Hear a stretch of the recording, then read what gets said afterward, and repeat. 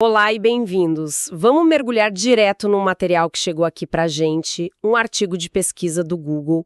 E a ideia central é tão maluca que eu tive que ler duas vezes. Eles basicamente desenvolveram um jeito de colocar uma inteligência artificial dentro de outra. A primeira coisa que eu pensei foi, pra quê? Que problema isso resolve que um GPT da vida já não resolva? Pois é, essa é a pergunta de $1 milhão, e é o que a gente vai investigar hoje. Essa ideia veio de um paper do Google que, curiosamente, foi publicado na véspera de Natal de 2025. Um presentinho de grego para a concorrência. Exato. O objetivo deles é atacar uma das maiores dores de cabeça da IA hoje, que é o raciocínio de longo prazo. Modelos como o GPT são brilhantes para escrever um e-mail, mas sabe, peça para eles planejarem algo complexo, passo a passo. A coisa desanda. Desanda. Depois de alguns minutos, as coisas começam a se perder. Ah, a famosa armadilha do Tolkien. Acho que todo mundo que usa essas ferramentas já sentiu isso. Você dá uma tarefa, no começo vai tudo bem, mas depois de um tempo parece que a IA esquece o que estava fazendo. O artigo que a gente recebeu menciona uma coisa chamada teste do elevador. Exato. A ideia é dar à IA uma tarefa de raciocínio que dure, digamos, o tempo de uma viagem de elevador num prédio bem alto. Uns 6, 8 minutos. Isso. A maioria dos modelos atuais falha nesse teste. Eles se perdem, entram em loops, repetem os mesmos erros. E o motivo é a forma como eles são construídos, né? Eles são autorregressivos. Que é um jeito chique de dizer que eles só pensam numa coisa. Numa única coisa. Qual é a próxima palavra? E depois, qual é a próxima? É uma visão de mundo muito, muito curta. É como tentar montar um quebra-cabeça de 1000 peças olhando só para a próxima pecinha, sem nunca olhar a imagem na caixa. Mas por que o aprendizado por reforço, o tal do AR, que treina IAs para jogar xadrez e Go, não resolve isso? Porque o espaço de busca é simplesmente grande demais. Pensa só, para cada palavra que a IA pode escolher, existem dezenas de milhares de outras opções. Isso centenas de vezes. Centenas de vezes. O número de caminhos possíveis fica maior que o número de átomos no universo. O sinal de aprendizado, o que a gente chama de gradiente, ele se perde no meio do caminho. Ah, entendi. Se o plano falha depois de 500 passos, a IA não tem como saber se o erro foi no passo 1 ou no passo 499. Ela fica cega. Completamente. A gente trata o modelo como uma caixa preta, esperando que a inteligência emerja.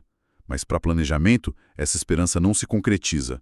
Me explica essa imagem de uma IA parasita dentro de outra. Isso soa como ficção científica. É quase isso. Mas a ideia, olha, é genial. Eles pegam um modelo de linguagem grande e tradicional, tipo um GPT, e congelam ele. Ok, não mexem mais no treinamento dele. Nada. Aí, eles abrem o capô do motor enquanto ele está funcionando. E um ponto específico do processamento, digamos, depois da quarta camada de pensamento do modelo. Eles interceptam o fluxo de dados interno, o residual stream. Espera, então eles estão fazendo uma cirurgia cerebral em tempo real no modelo? Isso me parece incrivelmente arriscado. Como eles garantem que essa injeção de orientação não vai simplesmente bagunçar todo o raciocínio do cérebro maior? Essa é a sacada. E é aqui que a coisa fica realmente interessante. Eles invertem completamente os papéis. Como assim? O cérebro gigante, o GPT, que a gente sempre pensa como o ator principal, vira só O cenário. o ambiente. O ambiente. Sim. E a pequena IA, que eles chamam de metacontrolador, vira a estrela do show. O trabalho dela não é escrever texto. O trabalho dela é aprender a cutucar o cérebro do GPT na direção certa. Uau! É como se o GPT fosse um supercomputador cheio de conhecimento, mas sem foco, e o metacontrolador fosse o piloto experiente que sabe para onde ir. Uau! Ok, essa inversão de papéis é radical. O GPT vira um mundo e o metacontrolador é o explorador dentro desse mundo. E ele aprende a navegar não no texto, mas no próprio processo de pensamento do cérebro maior. Então, como é esse pequeno piloto que tem dentro dele? Ele é um sistema de codificador-decodificador, o que é bem padrão. Mas a peça-chave é que o codificador não é um transformador, como no GPT. É uma tecnologia um pouco mais antiga. Mas perfeita para essa tarefa, imagino. Exatamente. É uma unidade recorrente fechada, ou GRU. Ok, uma GRU. Para quem não vive nesse mundo, isso soa complicado. Na prática, por que escolher essa peça em vez de outro transformador? Qual é a vantagem? Pense assim. Um transformador é ótimo para ver todas as palavras de uma frase de uma vez. Mas a memória dele tem um limite, a famosa janela de contexto. Certo? A GRU é diferente. Ela funciona mais como um gerente de projeto focado, sabe? Ela tem um estado oculto contínuo, que na prática é como um bloco de notas, um HD externo, onde ela pode guardar o plano atual. Um HD externo. E ela tem 2 gerentes assistentes para controlar esse bloco de notas, que são os portões. Gerentes assistentes, gostei disso. Quem são eles? O primeiro é o portão de reset. É o gerente que olha as anotações antigas e diz: isso aqui não é mais relevante, pode jogar fora. Isso, limpa a mesa para manter o foco. Isso, mas o segundo é o mais importante, o portão de atualização. Ele é o gerente sênior que avalia o plano a todo momento. Ele se pergunta: a estratégia atual ainda está funcionando? E aí? Se a resposta for sim, ele fecha o portão, ignorando novas informações e mantendo o curso por, 50 passos para executar um subplano. Mas se a estratégia para de funcionar, ele abre o portão, olha o cenário de novo e permite que um novo plano seja traçado. É um mecanismo de foco e adaptação. Exatamente. Entendi. Então ele sabe quando insistir num plano e quando é a hora de mudar de ideia. Isso é o que permite que ele aprenda a planejar de verdade, internamente, sem depender só da recompensa final. Mas como se treina uma coisa dessas? Parece 1000 vezes mais complexo que treinar um GPT normal. O método de treinamento é a outra metade da genialidade aqui. O artigo usa a analogia dos blocos de Lego, que eu achei perfeita.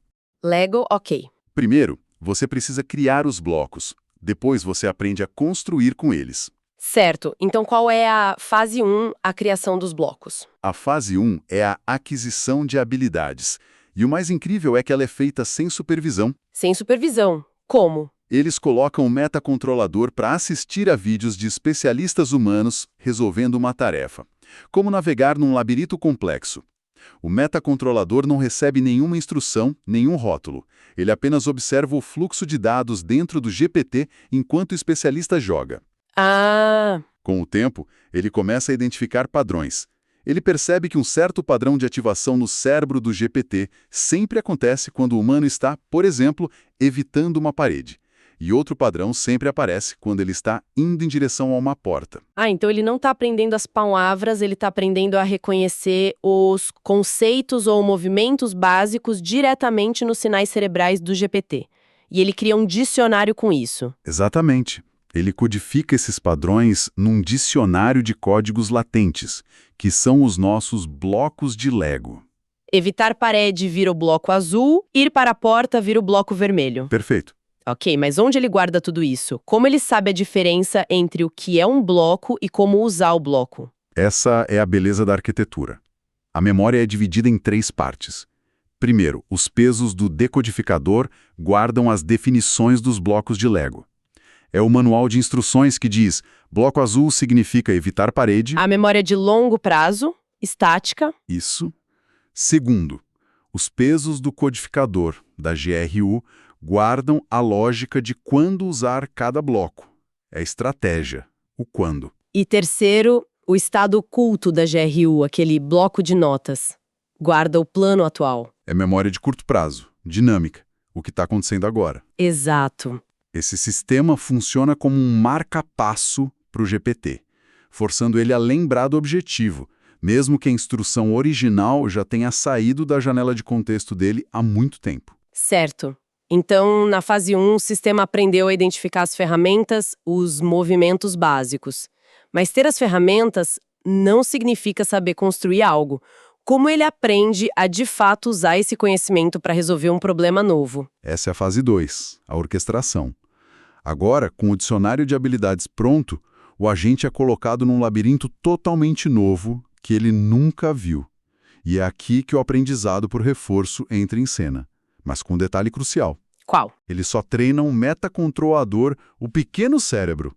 O cérebro gigante do GPT continua congelado. Ah, Então, em vez de explorar um universo de 50 mil palavras possíveis a cada passo, a IA agora só precisa decidir entre, digamos, 5 ou 10 habilidades do seu dicionário. A decisão é: usa o bloco azul ou o vermelho, e não qual a próxima palavra do dicionário. Exatamente. A complexidade do problema diminui exponencialmente.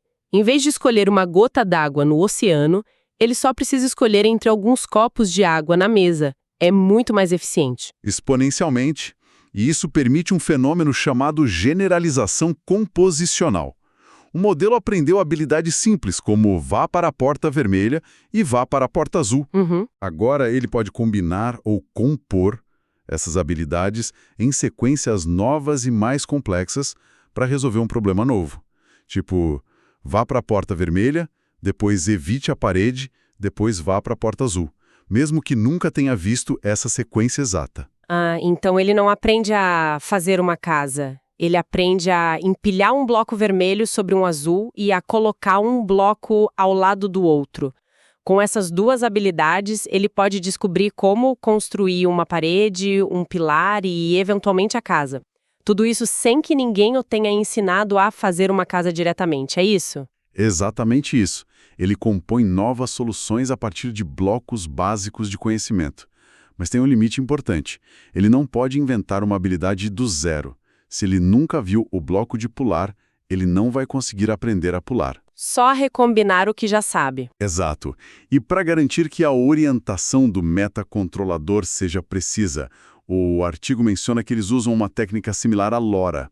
Isso garante que o cutucão afete só partes específicas do cérebro do GPT, focando em subobjetivos em vez de criar ruído aleatório. Nossa, essa analogia da lasanha que tá nas fontes agora faz todo sentido. Eles dizem que gritar "faça lasanha" para um robô a cada minuto não ajuda. Ele não sabe que no primeiro minuto tem que picar cebola e no 10º minuto tem que ferver a massa. Esse metacontrolador é basicamente o chefe de cozinha que aprende a receita sozinho, só de observar, e depois sabe a ordem de todos os passos. Perfeito. Ele descobre subobjetivos de forma autônoma. E o impacto disso é revolucionário por algumas razões bem claras. A primeira é que isso finalmente dá aos modelos de linguagem um raciocínio de sistema 2. Um pensamento deliberado, planejado. Modelos atuais é passivo, baseado em exemplos, se torna um planejamento ativo. Segundo, e isso é enorme, ele escapa da tirania da janela de contexto. Aquele bloco de notas da GRU garante que o plano estratégico nunca seja esquecido, não importa o tamanho da tarefa. O chefe sempre lembra que o objetivo final é a lasanha. Terceiro, ele resolve o problema das recompensas esparsas, que eram um muro para o aprendizado por reforço. Certo. Em tarefas longas, onde a recompensa só vem no final, o RL tradicional não funciona. Mas como o metacontrolador quebra a tarefa em pedaços, em habilidades, se o plano falhar, ele consegue identificar exatamente qual bloco de Lego estava no lugar errado. A atribuição de crédito temporal. Que era um dos maiores desafios da área. E por último, tem uma frase no material que me marcou. Estamos dirigindo o fantasma na máquina. A gente saiu da era de só prever a próxima palavra para literalmente projetar e otimizar o processo de raciocínio interno de um transformador. É uma mudança de paradigma. Monumental. E isso tem implicações até no hardware. A Google, com as TPUs, claramente não está pensando só em como acelerar a previsão da próxima palavra. Não mesmo. Eles estão projetando chips para um futuro onde a computação acontece de forma hierárquica, com esses sistemas internos de controle. Otimizar esse tipo de arquitetura é um jogo completamente diferente. Então, para a gente amarrar tudo, o que temos aqui não é só uma melhoria, é uma receita diferente. Um sistema de 2 cérebros. Uma IA estratégica, pequena e ágil, que guia um IA de força bruta, massiva e cheia de conhecimento. É uma forma fundamentalmente nova de construir agentes que podem planejar, adaptar e resolver problemas realmente complexos, de longo prazo, de um jeito muito mais robusto. Exatamente. E isso deixa uma reflexão final. Uma pergunta que o próprio artigo sugere nas entrelinhas. Ao aprender a manipular as próprias ativações internas para atingir um objetivo, o metacontrolador não está, na verdade, simulando uma forma de autodescoberta? Ele não está apenas executando um plano que aprendeu, ele está aprendendo como aprender a planejar em tempo real. Talvez esse seja um passo fundamental para uma inteligência que não só responde, mas que também compreende e age no mundo de forma verdadeiramente autônoma.